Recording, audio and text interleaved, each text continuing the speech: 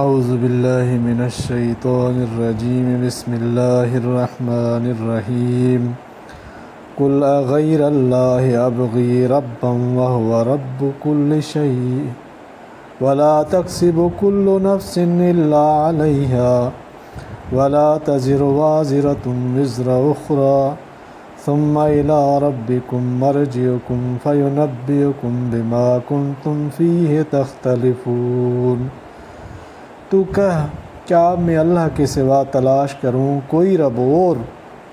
وہی ہے رب ہر چیز کا، اور جو کوئی گناہ کرتا ہے سو وہ اس کے ذمے پر ہے، اور بوجھ نہ اٹھائے گا ایک شخص دوسرے کا۔ پھر تمہارے رب کے پاس ہی سب کو لوٹ کر جانا ہے، سو وہ جتلا دے گا جس بات میں تم جھگڑتے تھے۔ کسی کے گناہ کا بھار دوسرا نہیں اٹھا سکتا، کسی کے گناہ کا بھار دوسرا نہیں اٹھا سکتا۔ اس آیت میں مشرکین مکہ، ولید بن مغیرہ وغیرہ کی اس بات کا جواب ہے جو وہ رسول اللہ صلی اللہ علیہ وآلہ وسلم اور عام مسلمانوں سے کہا کرتے تھے کہ تم ہمارے دین میں واپس آ جاؤ تو تمہارے سارے گناہوں کا بھار ہم اٹھا لیں گے۔ اس پر فرمایا قل غیر اللہ ابغی ربا وهو رب كل شیء۔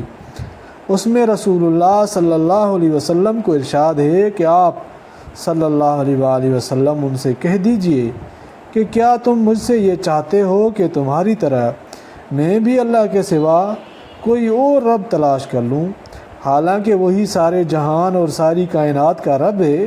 اس گمراہی کی مجھ سے کوئی امید نہ رکھو، باقی تمہارا یہ کہنا کہ ہم تمہارے گناہوں کا بھار اٹھا لیں گے یہ خود ایک حماقت ہے۔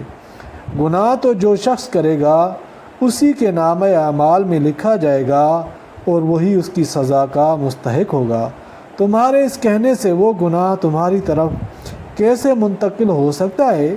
اور اگر خیال ہو کہ حساب اور نامہ اعمال میں تو انہی کے رہے گا، لیکن میدان حشر میں اس پر جو سزا مرتب ہوگی وہ سزا ہم بھگت لیں گے۔ تو اس خیال کو بھی اس آیت کے اگلے جملے نے رد کر دیا، وَلَا تَزِرُ وَازِرَةٌ وِزْرَ أُخْرَىٰ، یعنی قیامت کے روز کوئی شخص دوسرے کا بھار گناہ نہیں اٹھائے گا۔ اس آیت نے مشرکین کے بیہودہ قول کا جواب تو دیا ہی ہے، عام مسلمانوں کو یہ ضابطہ بھی بتلا دیا کہ قیامت کے معاملے کو دنیا پر قیاس نہ کرو کہ یہاں کوئی شخص جرم کرے کسی دوسرے کے سر ڈال سکتا ہے، خصوصاً جبکہ دوسرا خود رضامند بھی ہو، مگر عدالت الہیہ میں اس کی گنجائش نہیں، وہاں ایک گناہ میں دوسرا ہرگز نہیں پکڑا جا سکتا۔ اسی آیت سے استدلال فرما کر رسول کریم صلی اللہ علیہ وسلم نے فرمایا ولد الزنا پر والدین کے جرم کا کوئی اثر نہیں ہوگا۔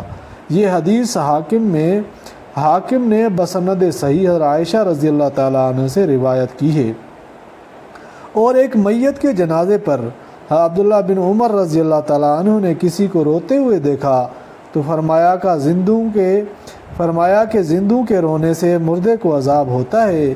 ابن ابی ملیکہ کہتے ہیں کہ میں نے یہ قول حضرت عائشہ رضی اللہ تعالیٰ عنہ کے سامنے نقل کیا تو انہوں نے فرمایا کہ تم ایک ایسے شخص کا یہ قول نقل کر رہے ہو جو نہ کبھی جھوٹ بولتا ہے اور نہ ان کی ثقاہت میں کوئی شبہ کیا جا سکتا ہے، مگر کبھی سننے میں بھی غلطی ہو جاتی ہے۔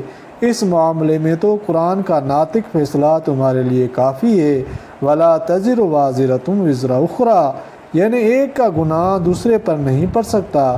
تو کسی زندہ آدمی کے رونے سے مردہ بے قصور کس طرح عذاب میں ہو سکتا ہے؟ در منصور۔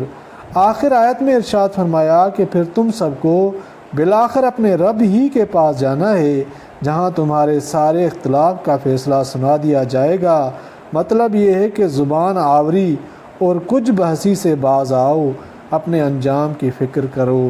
اللہ تعالیٰ قرآن پاک کو سمجھنے اور عمل کرنے کی توفیق عطا فرمائے، آمین یا رب العالمین۔